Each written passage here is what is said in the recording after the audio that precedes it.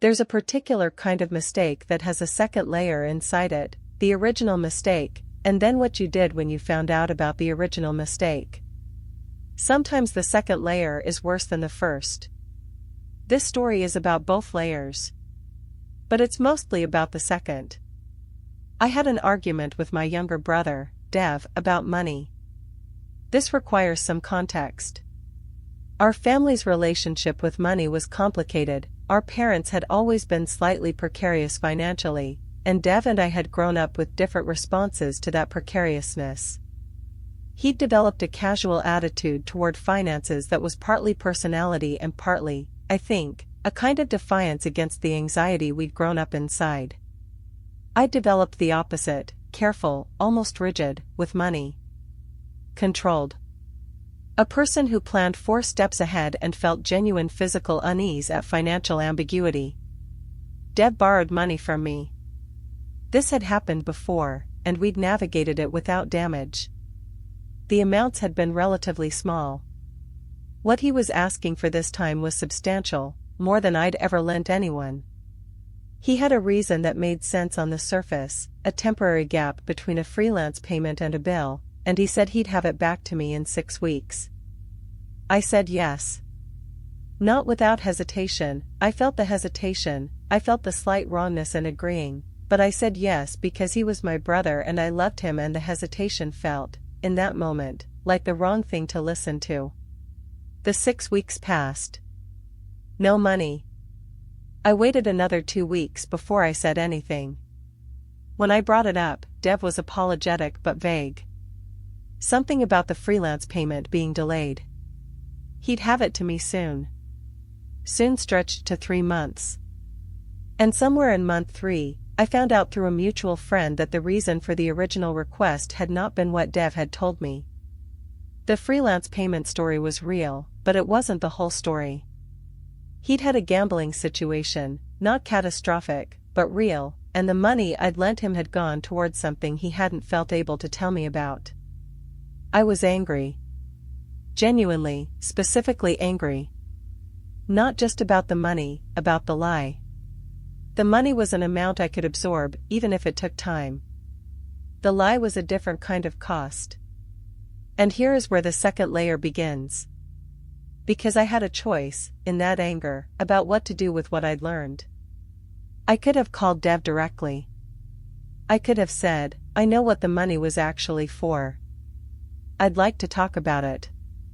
That conversation would have been difficult and uncomfortable, and it would have required me to hold my anger carefully enough to actually hear him. Instead, I told my mother.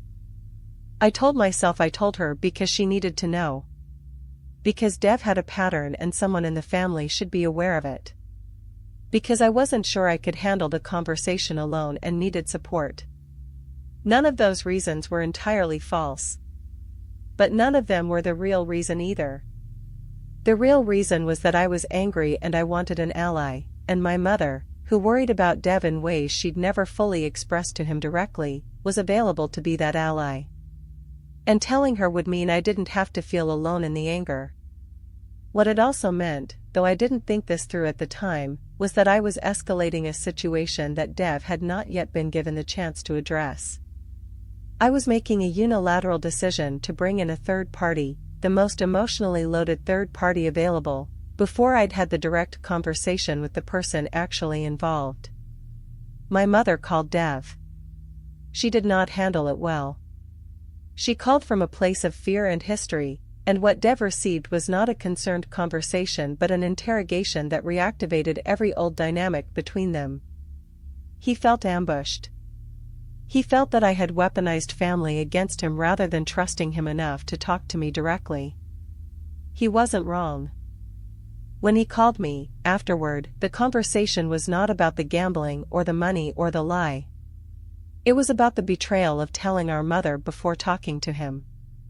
And the worst thing, the thing that took me a long time to fully reckon with, was that he was right to feel betrayed.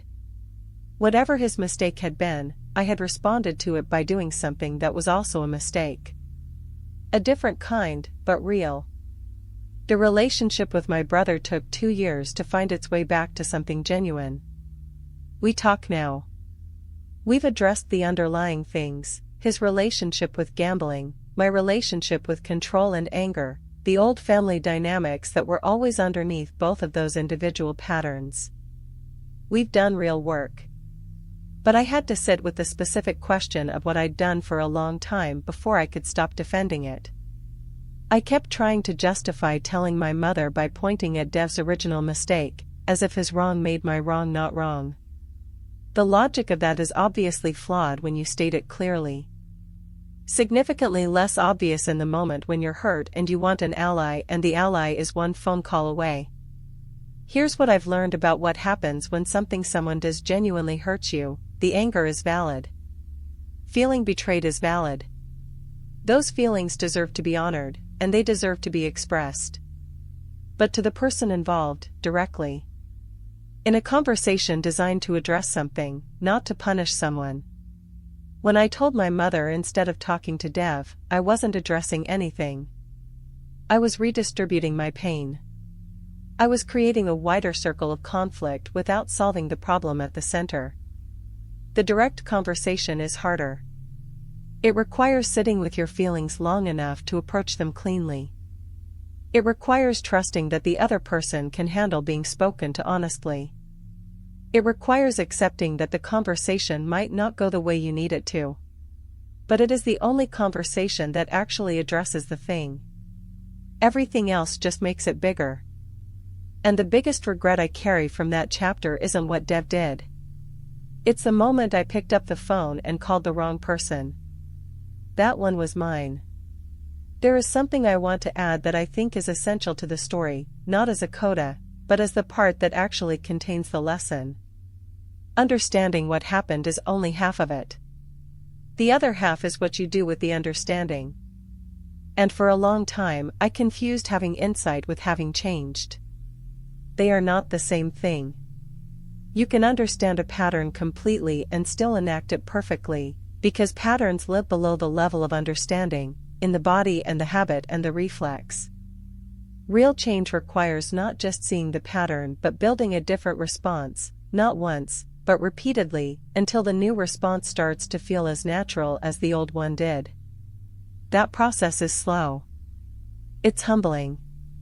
There are weeks where I can track the insight and weeks where I slip back into the old behavior before I've noticed it happening. And the slipping back, I've learned, is not evidence of failure. It's evidence of learning. You can only see the pattern when you're outside it. When you're inside it, you're in it, and the work is to build enough awareness that the outside perspective arrives faster. What helped me most was specificity. Not "I want to do better," but the concrete, exact question: what will I do differently in this specific type of situation, the next time it appears? What is the exact moment where the old behavior begins? And what is the alternative action I can take at that exact moment? Those questions, practiced, tested, refined, are what actual change is made of. Not resolution. Not insight alone. Specific, practiced, repeated alternative actions. I'm not done. I'm not fixed. I don't think that's how this works. But I'm different than I was. In specific, measurable, real ways. And the story I've just told you is part of why. The telling matters. It keeps it from becoming something I store away and don't examine. It makes it real, again, every time I say it. And real is where the change lies. I think often about the version of myself that was inside the experience, not this one, the one that can look back and see it clearly, but the one who was in the middle of it, navigating with partial information and real fear and the limited emotional resources of someone who hadn't yet learned what was happening. That version of me was doing the best she could with what she had. That's not a get-out-of-accountability-free card. But it is a necessary part of the honest accounting, because self-understanding can't be built on self-punishment alone. At some point the punishment has to give way to comprehension. And comprehension, real comprehension, requires some compassion for the person you were before you knew what you know now. I didn't have the tools I have now. I've built them since. Slowly, imperfectly, with help from therapists and honest conversations and the specific, uncomfortable practice of sitting with things I'd rather not sit with. The goal is not to arrive at a version of myself that doesn't make mistakes. That version doesn't exist. The goal is to make a different kind of mistake each time. Not the same one, wearing a new costume. A genuinely new one, smaller, or at least different in its shape, because I'm bringing more awareness to the territory than I had the last time. Progress doesn't feel the way we imagine it will when we're inside the difficult chapter. It doesn't feel like transformation. It feels like the gap between impulse and action getting slightly longer. Like the moment of recognition arriving slightly earlier. Like the voice that says, "Wait, not yet, is this what you actually want to do here?" Getting just a little louder, a little more reliable, a little more present when you need it most. That voice is there. It's always been there. I just had to learn to stay quiet long enough to hear it. And that's the practice, in the end. Staying quiet enough to hear yourself. In all the noise of living, in all the urgency and the wanting and the fear and the pressure, staying quiet enough to hear what you actually know. I'm still learning. But I'm listening now.